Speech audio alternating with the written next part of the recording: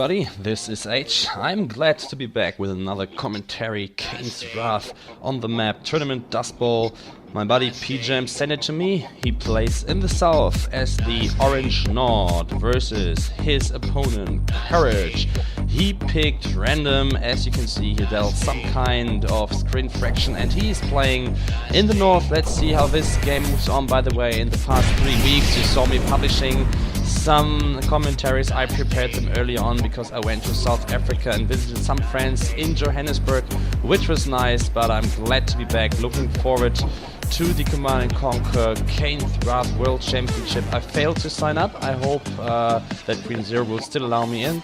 As you can see, Courage, he is securing the eastern spike, while Pjams on the other side is doing the same thing with the western spike. So there's no aggression at all right now. Everybody is going for the closest spike. Well, not really closer, but the Tiberium field usually is in the way for the infantry forces. This does not really count for Nord, because Nord doesn't get harmed by Tiberium. Instead they get healed, and here you can see that Courage dealt Reaper 17. You can tell by the shielded harvester, Reaper 17, a very ground heavy army. They got the shielded harvesters, shard walkers and Reaper tripods, so watch out for some ground fights here. And as you can see, the squads here from Pjams, they succeeded shooting down the buzzer. The engineers coming in right now, taking the spike. Courage did the same thing on the other side. Buzzers are just chilling here. So basically a mirror game so far. This is gonna, yeah, those forces are taken down by the buzzers easily.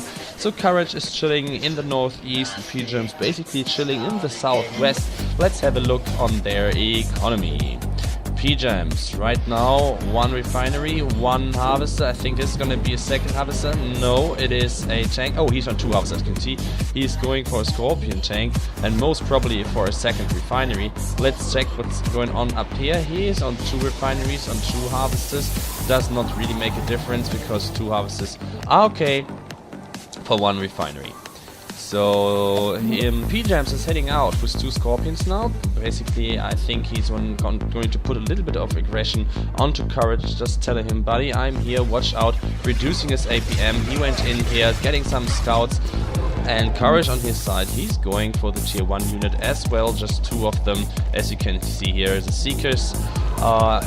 Each faction has a unit like that. Oh, you can see here, Pjams is coming in for a primary scout. But let me continue. Each faction has this unit like the Seeker, for example. The Seeker is equipped with a scanner, so it can detect cloaked units. It has a fair good damage output versus vehicles and is quite quick. Same thing goes for pit bulls on the GDI side and for bikes on the Nord side. This is basically the primary harassment unit. So let's see. Pjams right now on 1, 2, 3 or 4 harvesters. I cannot really tell. I think it's 4 harvesters on 2 refineries. What does Courage have? He has just 3 harvesters on 2 refineries, so he has to watch out that he is able to keep up with this. But as you can see here in the very north, the nerve center is going down and he's trying to hide it. So most probably he's going for some fancy tier 2, tier 3 stuff, and he doesn't want Pjams to see it. And here we go, the technology assembler, very well hidden in the north as well. Pjams has to watch out that he can see that. Let's check his vision, if he is available. Nah, he did not see it. As you can see here, his scout lost vision there and he didn't see it. Courage now going for an expansion, but Pjams already did. He moved his Conyard a little bit and set up another refinery on his safe expansion to the east of his base. Still not so much aggression going on. Pjams doing a good job scouting the map. He's probably aware of the fact that Courage expanded. Yeah, as you can see, he has a very good web vision. The whole map is visible to him. And here we go, Pjams is going for Mecha Peas. And if Pjams paid attention, he should know that Courage went for Mecha Peas. Let's go back to main vision. This one Mecha Pea is heading into the base. And most probably he's going for an attack of harvesters, but as you can see here, Pjams grows an army of buggies for some reason. Most probably he's gonna add some bikes to have a nice bike buggy force, which is good to attack Mechapeats, because the bikes, they can do a good job shooting at the Mechapeat's head. So let's see where the Mechapete went to. No, I decided to retreat. And right now it's 3 Mechapeats. If you ever fight against Mechapeats, make sure that you manually aim for their heads, because shooting down the segments doesn't really work. They are quickly rebuilt, but if you shoot at the head, you can take down the whole thing at once. At the other side, this means if you ever attack with a Mechapete, make sure that the head of this thing does not face the opponent's units. Just turn it around and let the rear, the tail, face the unit so they can shoot and you can rebuild at all times. So let's check out what's going on. Rockets coming up, tanks are waiting here. We have 1, 2, 3 harvesters on the expansion, a lot of rocket ties, and the bike buggy composition is getting in position. And it looks like Courage knows about this. He's not going directly into the base. Both armies are just chilling here. Now the Mechapeats are heading into the primary field of Pjams, attacking the harvesters. And are they turning around? Yeah, here you can see it. They turn around and nice force firing. This Mechapete almost got shot down. The other 3 retreat. This one is desperately trying to get away. And here you can see the headshot. Pjams doing a good job. Shooting the Mechapete at the head and instantly falls. And then this unit is very, very, very expensive. On the one side, Pjams having a force of bike buggy that can move very quick to any random position on the map, but he has to be on guard because he needs defense. Well, he has some rocket squads. Some is good. He has a lot of rocket squads defending the field. His bike buggy now is moving out directly into the army of those Mechapeats, and the second Mechapete goes down, as well as a few bikes, as you can see here, 1, 2, 3, 4, 5 approximately. But there are only 2 Mechapeats left, and Courage, he has a problem attacking Pjam's base. Somehow he's moving his Mechapeats through the center and he struggles to move into this base, which now is well defended by rockets. Pjams sold off 1 refinery, good awareness here. He has 2 refineries here and 1, 2, 3, 4, 5 harvesters, perfect ratio. He actually could think about expanding now either to the north or to the far west. I suppose the north is a little bit closer. As you can see, in the meantime, the spikes has been taken down as well. I completely missed that, but it's not that a major thing. Pjams has to pay attention that he really utilizes his force. He has a nice composition of bikes and buggies, and now he's going in. I think he did not really harass his opponent so far. By the way, why do you add up buggies to a force like that? Well, it's easy. They simply serve as a meat shield. They have a slightly better armor than bikes do. They don't give the damage output, but if you mix them in, then your armor effectively increases. And let's see how this fight goes down. Not a single Mechapete is going down. Bike buggy has to retreat in this case. As you can see here, Courage turned away early enough to not face the head of the Mechapete towards the enemy units. But right now it's kind of a tie. Bike buggy cannot engage for the opponent because there are Mechapetes on the map, and the Mechapetes have to watch out for bike buggy to not being shot at the head. Oh, laser upgrade has been purchased, as you can see here, and Pjams has a chip cam plant. He has to watch out to get vision on his opponent in order to detonate a tip vein or send in a catalyst missile. And Courage, he's heavily going on Mechapetes, building them up on the way down. But neither player is able to enter the opponent's base right now. Because the unit composition on the board is quite heavy, and either one knows if I leave my base, my opponent is going to be in there. So each of them are on guard. Courage is trying his best to move in there. I think if I was him, I would split up those Mechapetes, control them with 2 groups, send a few in basically as a decoy on the one field, and then move in with the others to the field, take down some harvesters. Because Pjams, he's playing very defensively right now, as you can see here, leaving the rockets behind as a defense. I often do that because I struggle to put them on separate control groups, and if you simply never touch them or let them chill, it is a very good and secure defense. As you can see, Pjams now expanding to,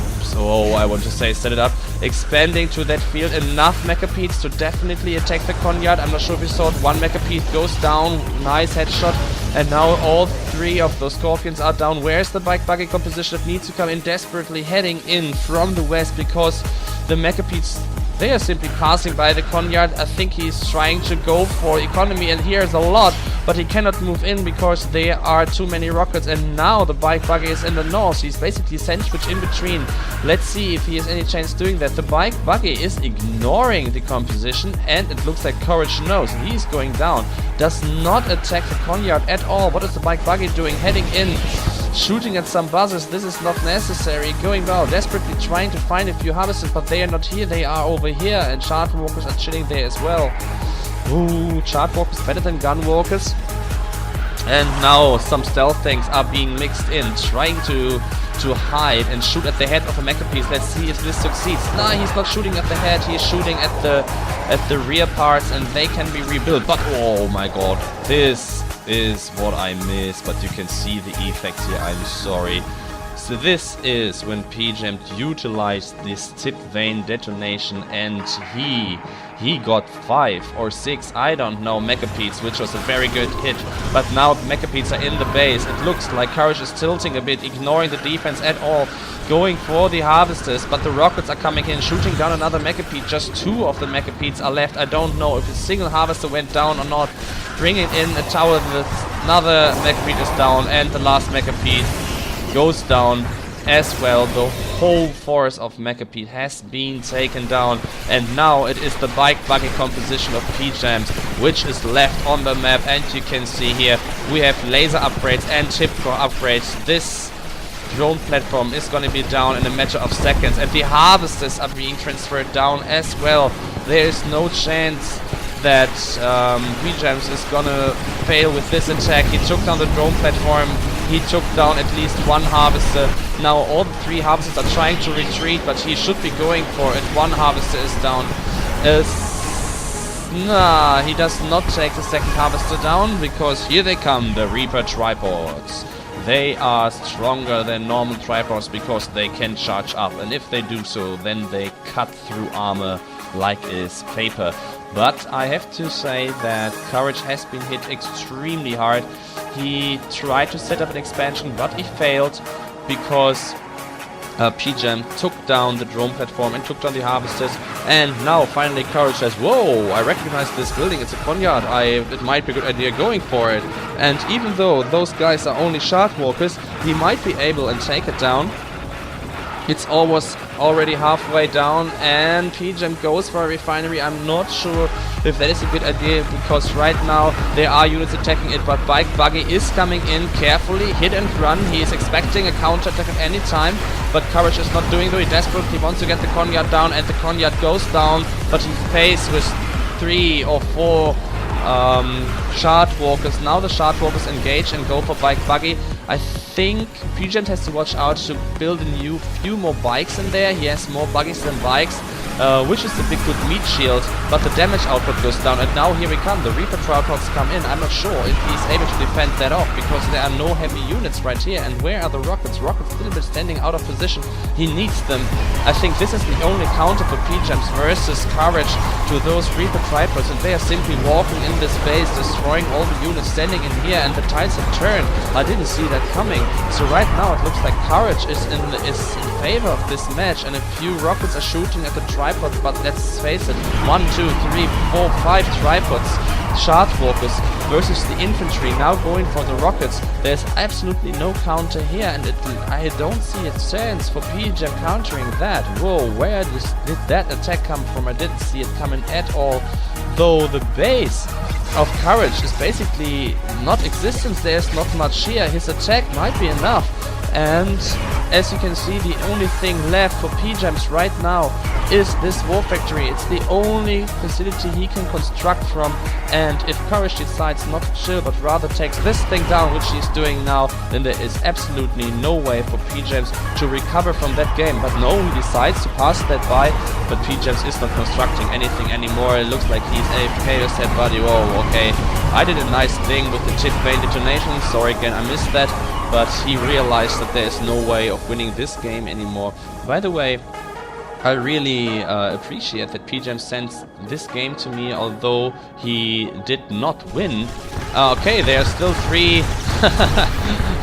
Don't let me be too quick. There are still 3 stealth tanks in this base, and there are no production facilities either, so I might have been a little bit quick. How many structures are left? Oh my god, this is getting close. I didn't see that coming. There are 2 power plants down here, and there is 1 refinery up here. How many structures are here? 1, 2, 3. Oh, the stealth tanks are not that strong, but they are faster, and the tripods are heading for this refinery, but they did not realize there are 2 power plants standing in the south. Pjams, man, I did not read this right. I thought the game was over, but those stealth tanks, they are causing big amounts of damage just moving through here. It's just only 2 stealth tanks left. The tower was the only defense, and these are the last 2 structures, if I'm not mistaken. Oh no, and the refining went down, and courage must be. What the fuck? Where are the last structures? And indeed, 2 stealth tanks are making the game for Pjams. I did not see that coming. Holy moly. Ooh, courage has been defeated in a nice showdown. Just two stealth tanks made the day. I thought courage was going through taking it with his tripods, but no, I was mistaken. Take a look at this structure curve. Almost parallel, both players building the bases up and taking them down at the very same time. But as you can see, Pjams was earlier down than courage was, but courage failed to take down the last 2 power plants and 3 stealth tanks. At the end, only 2 stealth tanks of Pjams made the day, and he won the game with that. So whoa, nice game, nice game. As you can see, Pjams was flat on income from minute 9 to minute 11, I'd say. This is when courage overtook him, and he might have gained the tech advantage at that point. Went for Megapede first, but Pjams did a very good job taking them down. He used the tip vane detonation. Some players say okay, it's lame, some players say it's okay, let me not shut to that. Anyhow, he took down the remaining forces with his buggy. At the end, courage decided, okay buddy, the Mechapeaks, they didn't work, let me swap to Reaper tripods. And those tripods, they actually caused big amounts of damage, but he failed to see the last 2 structures. And this is how Pjams won with his stealth tanks. I did not see that coming, but that's okay, I'm not a pro commentator. I hope that you guys anyhow enjoyed this commentary, and I hope to see you on the battlefield. Perhaps we meet in the World Championship. I hope you already signed up, and I hope that I'm gonna have a chance to sign up, although it's a little bit too late. Please guys, remember to send me replays like this. I really enjoy doing the commentary for you guys. Cheers.